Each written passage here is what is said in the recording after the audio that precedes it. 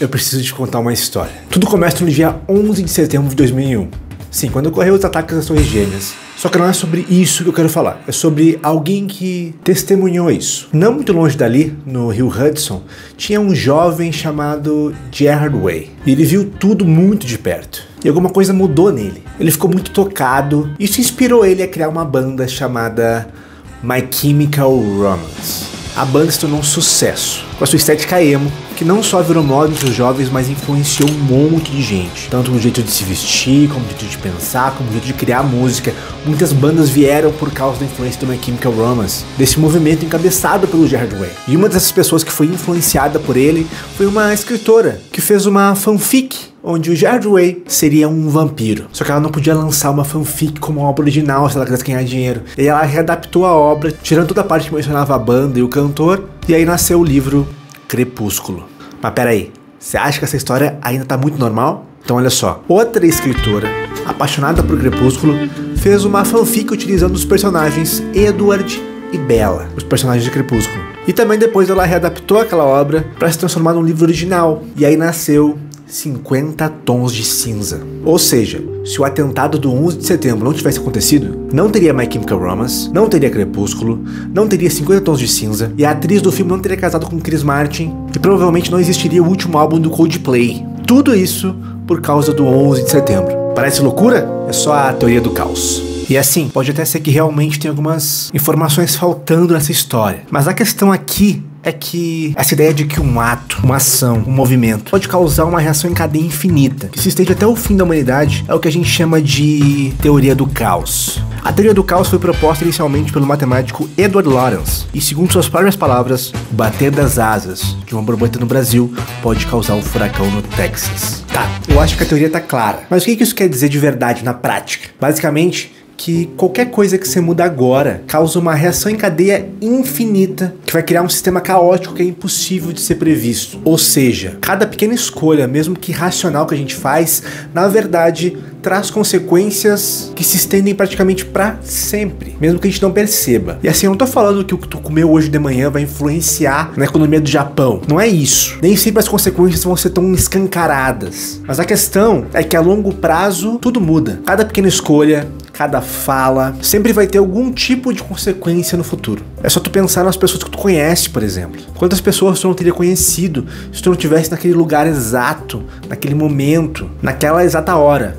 Ou quantas pessoas talvez tu não tenha deixado de conhecer porque você não foi em algum lugar, ou porque você desistiu de viajar ou de ver os amigos. O que pode ter mudado pelo fato de tu não ter ido em um certo lugar, ou não ter entrado em um certo grupo, ou qualquer coisa assim. Agora imagina o seguinte, tu tá hospedado em um hotel, e na hora de fazer o check-out pra ir embora, o funcionário demora a te liberar por causa de um erro do sistema. Tu que já tá atrasado, pega um táxi e o motorista acaba indo por um caminho que, infelizmente, tem trânsito. Talvez por ele ser novo, por ele não conhecer bem a cidade, ou porque ele queria ganhar mais dinheiro também. E aí não deu pra chegar no aeroporto. Você perdeu o voo que você ia pegar. Só que nesse exato voo, acontece um acidente aéreo. Isso foi o que aconteceu com uma mulher no acidente da TAM em Congonhas, o voo TAM 3054.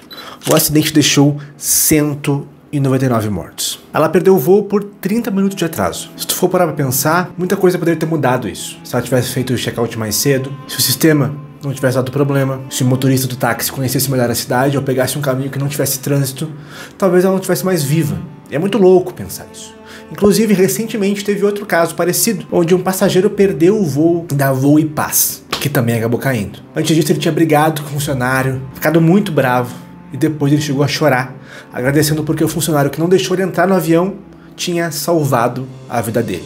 E o motivo de eu estar falando tanto de tragédia nesse vídeo é porque eu acho que quando a gente fala sobre isso, a gente consegue ver o peso de pequenas decisões na vida de alguém. Fica muito mais escancarado. Por exemplo, se a gente voltar lá pro começo do vídeo, quando eu falei do 11 de setembro, no World Trade Center, no último andar existia um restaurante chamado Window of the World, ou seja, Janela do Mundo. Nesse restaurante trabalhavam 400 pessoas. No dia da tragédia, 70 estavam trabalhando. Grande parte dessas pessoas eram imigrantes, pessoas pobres, que estavam ali trabalhando e lutando dinheiro para ter uma vida melhor. Pessoas simples. Nesse dia, quando aconteceu a tragédia, parte dos funcionários não estavam no seu turno. Outros faltaram por motivo pessoal, por doença. Um funcionário específico pediu para trocar com um colega, e esse colega foi trabalhar de manhã e ele iria à tarde. E com isso, com essa escolha, ele acabou se salvando.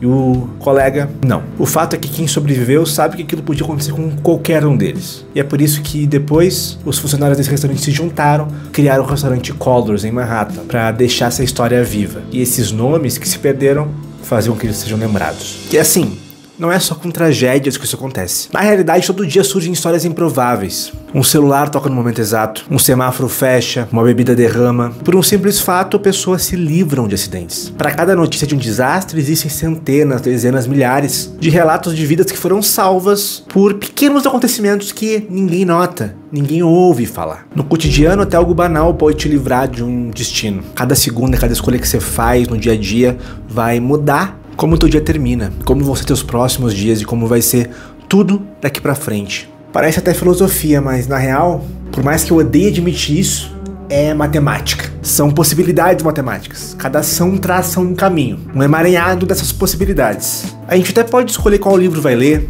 qual ônibus vai pegar, qual caminho a gente vai usar para ir para casa, mas as escolhas acabam aí, porque as consequências do que essas escolhas vão trazer não depende da gente, depende do universo, desse monte de possibilidades que se unem umas com as outras. Cada escolha abre uma bifurcação infinita no caminho da vida. Faz sentido isso? Tudo ao nosso redor foi moldado por coisas improváveis. Se não fosse o Nikola Tesla, a gente não teria a energia como a gente tem hoje, do modo que a gente tem hoje. Se não fosse o John Edmond Stone, um ex-escravizado, a ensinar muita coisa pro Charles Darwin, talvez ele nunca tivesse chegado à teoria da evolução das espécies. Mas afinal, o caos é uma coisa boa ou é uma coisa ruim? Na real mesmo que o caos não é bom nem é ruim. Ele é só como o universo se organiza. E eu sei, eu passei o vídeo inteiro falando de acidente, tragédia, culpa minha. Mas a teoria do caos não é sobre isso, não é só isso. A teoria do caos é, na verdade, a ideia de que tudo que a gente faz, cada ação, gera uma árvore de acontecimentos que vai perdurar para sempre. Pode ser que daqui a 10, 15, 20 anos, alguém sente na sombra de uma árvore que tu plantou hoje. Sem nunca saber quem foi que fez isso ou por quê. É provável que tu mesmo não saiba quem construiu tua casa, quem colocou tijolo por tijolo ali pra deixar como ela é. E essa pessoa que fez isso provavelmente não sabe quem mora aí ou não tem a noção dessa conexão. Se tu perguntar pros teus pais hoje como eles se conheceram, pode ser que seja uma história engraçada. Ou talvez seja por um acaso. Talvez se eles não tivessem no lugar certo, na hora certa, eles não tivessem se conhecido e você não teria nascido. E com certeza existem N fatores para que eles tenham se conhecido. Ou seja, é bem provável que você só esteja aqui agora, que tu só exista por um detalhe. E nos filmes, quando a gente fala sobre viagem no tempo, a gente se preocupa sempre que qualquer ato do Marty McFly vai mudar no passado e isso vai ter consequências desastrosas no futuro. Toda a realidade pode mudar. E eu acho que essa é uma coisa que a gente tem que pensar um pouco sobre a teoria do caos. Que a gente sempre coloca lá no passado. Ah, porque tal coisa fez isso e fez aquilo e fez tal coisa e por isso que a gente tá aqui agora. Sim, verdade. Qualquer ato lá no passado mudaria tudo agora aqui no futuro. Quer um exemplo? Pensa no começo da tua própria vida. Se tu voltasse no tempo até antes de tu nascer e mudasse algo por mais básico que fosse, que horas alguém fecha a porta, um copo de café derrubado, é provável que tu não fosse mais tu mesmo. Porque a chance de um espermatozoide específico fecundar um óvulo é de 1 em 300 milhões. Então qualquer coisa que você mudasse lá atrás, provavelmente ia fazer com que outro espermatozoide fecundasse aquele óvulo. Não seria mais tu.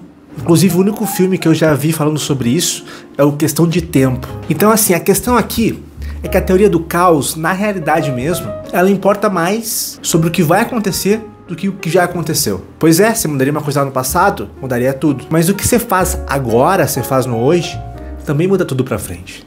E nisso a gente não pensa.